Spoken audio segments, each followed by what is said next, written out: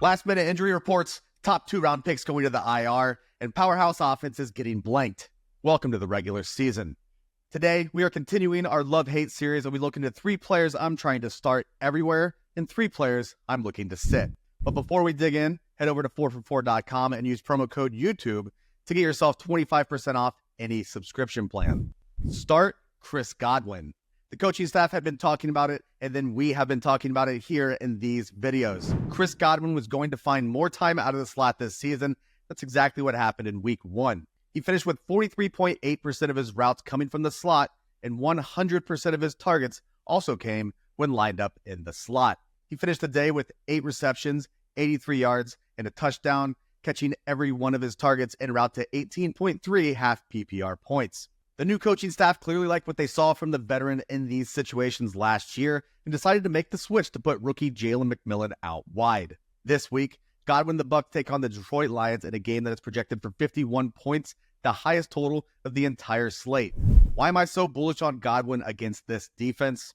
Well, Cooper Kupp racked up 14 receptions on 21 targets, with Puka Nacua missing most of the game after leaving in the second quarter to find himself on the IR. Of those, he was targeted 17 times out of the slot, catching 12 of them for 93 yards and a touchdown. We're not projecting Chris Godwin for 21 targets this week, but it's fair to assume he can find some open grass and put together a very solid game. With how deep in the draft you presumably got him, you can very easily use him as a wide receiver 3 or flex play with great wide receiver 2 upside. Start Jerome Ford. The hand-wringing over whether or not Ford would have a total control of the backfield right out of the gate proved to be a waste of time. In week 1, Ford had a 72.9% snap rate, 9th highest, a 63.2% share of the rushes, 12th highest, a 63.6% route participation rate, which ranked 6th, a 15.6% target share, which ranked 10th, and 20.8 expected fantasy points, the 3rd most. Now, some of this will regress to the mean, particularly the 15.6% target share. And he also finished with 15.9 half PPR points, so about 5 points less than we would have assumed with his role. So he did leave a little bit of meat on the bone. Heading into week 2, he gets a Jaguars defense that allowed 86 yards on 9 receptions to Devon Achane and Raheem Mostert to open up the year. I don't think anyone is confusing Ford for those insanely explosive backs, but with David Njoku likely missing this game and a general lack of playmakers behind Amari Cooper, maybe that outsized target share won't regress. Ford is a solid RB2, even if the offense seems to be crumbling by the day. Start Zach Moss. The Bengals offense was in shambles last week, with T. Higgins sidelined and Joe Burrow seemingly still flexing out his throwing hand injury that might not be healed after all. Where they did look good when they were able to showcase it was on the ground, where Zach Moss took his moderate 9 catches for 44 yards and a touchdown, while the offensive line ranked 11th in RB yards before contact with a 1.92 mark. On the other side of this matchup, the Chiefs defense allowed the 3rd highest EPA per attempt at 0.24 and still ranked 30th at 0.19 if we remove runs for Lamar Jackson. The Ravens kept a split backfield with Justice Hill and Derrick Henry, the sort of rotation we figured was going to happen between Moss and Chase Brown. Instead, Brown logged only 1 snap in 3rd down or 2-minute drills, with Moss logging 10. While he did log 3 targets over his 13 routes run, Moss logged 4 in his 17 routes. Ultimately, Brown took only 17 snaps to Moss's 33 and wasn't made a priority in a game where the Bengals were missing T. Higgins and had Jamar Chase listed as questionable. If Burrow truly is still limited, the Bengals would probably be smart to slow this Week 2 game down as much as humanly possible to disrupt the flow of Patrick Mahomes and the Kansas City offense. Will it work? Probably not, but that doesn't mean Moss shouldn't be considered an RB2 in Week 2. Sit Zamir White. It was always a possibility that Zamir White could be this year's Alexander Mattison. It's just funny that it is literally Alexander Mattison who is making that come true. The hype around Mattison ebbed and flowed last preseason, with rightful questions about whether or not his short bursts of production would shine through over an entire season. That pushes draft cost up into the middle rounds, and fantasy managers who bought in were less than enthused. Does that sound familiar?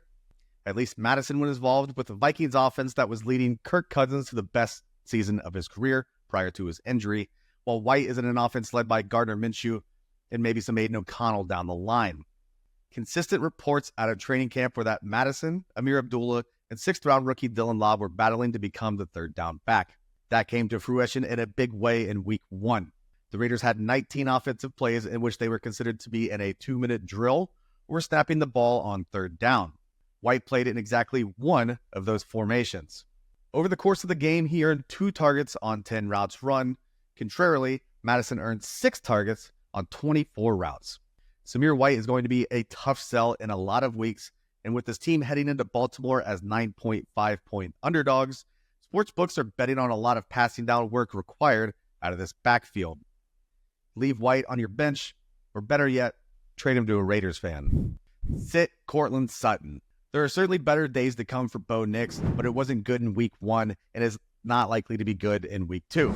Nix dropped back to pass 52 times last week, completing 61.9% of his 42 attempts, though his average depth of target was a measly 6.0. His corresponding 3.3 yards per attempt were worse than everyone not named Caleb Williams.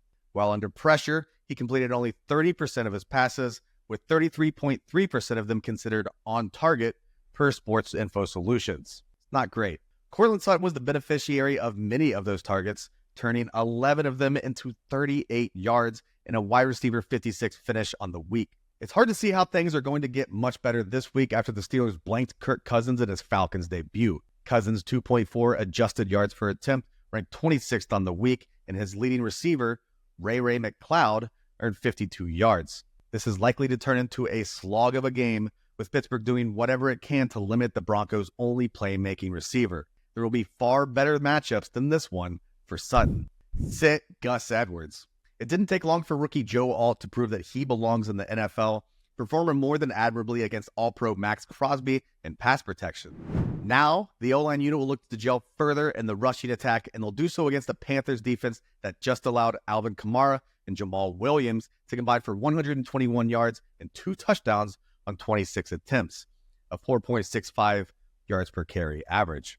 Though J.K. Dobbins set the slate alight last week with 135 yards on 10 carries, the Chargers got so much movement up front that the running backs averaged 3.43 yards before contact. If that seems like a lot, it is. The Dolphins led the league by a lot last year, and their full season mark was 2.34. With all that said, Gus Edwards did next to nothing on his own, with his line being so dominant. On his 11 carries, he averaged 1.64 yards created after contact, a mark that would have ranked well below the league low of 2.17 last season. Edwards had long runs of 10 and 6 yards, and here were the rest of his runs on the day. 0 yards, 2, 0, -1, 0, 1, 1, 3, 3, and 1. He also failed on a 2-point conversion. It feels weird because we haven't seen him on the field with any consistency for the last few years, but J.K. Dobbins should be the firm RB1 in Los Angeles as long as he's healthy. Edwards likely still has the goal line role, but there are better options out there than someone who we're praying will fall into the end zone.